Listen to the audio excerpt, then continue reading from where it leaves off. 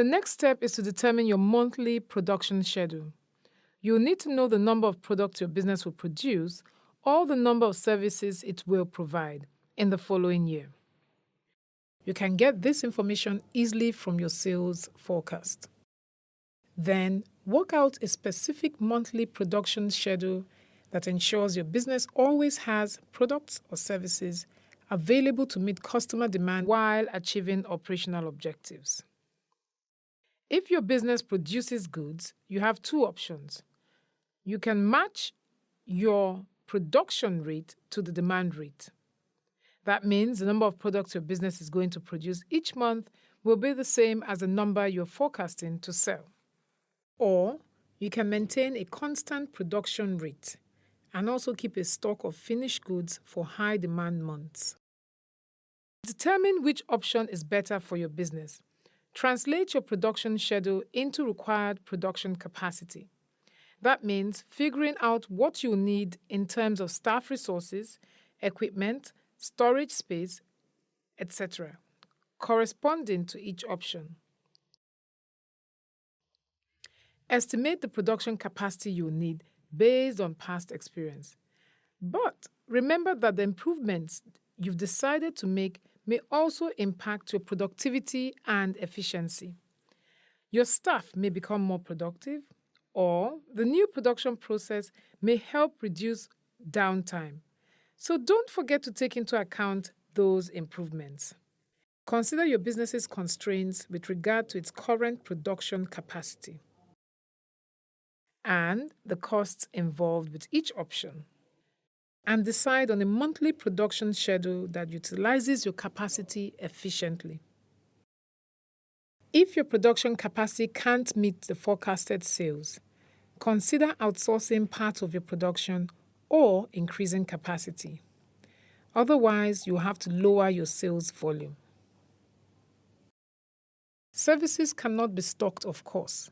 So, if your business provides services, you'll need to plan ahead in order to meet customer demand. Developing your cost plan. Once you've determined the most appropriate monthly production schedule, you can start estimating your costs. First, estimate the cost for producing one of each of your products or services. Estimate material costs. That is, the money your business pays for materials and parts to produce one product or service.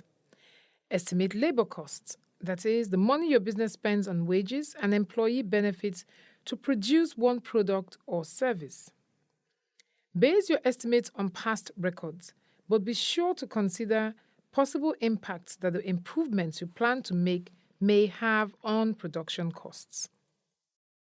Material and labor costs are based on production quantity. Therefore, you can determine monthly production costs by multiplying the estimated cost for one item by the number of products to be produced each month. If your business produces more than one type of product, estimate monthly production costs for every product. In addition to production costs, you also incur other costs for running your business, such as sales, advertising, rent, utilities, insurance, and licenses. These are called overhead expenses. Overhead expenses do not change in proportion to production quantity. To estimate monthly overhead expenses, review the list of overhead expenses your business had this past year. Then update the list by making necessary adjustments for the next year. For example, your rent may increase as a result of needing more space. Add up the production costs and overhead expenses for each month to get the monthly costs of running your business. You may want to request assistance from your accountant or bookkeeper when making your cost plan.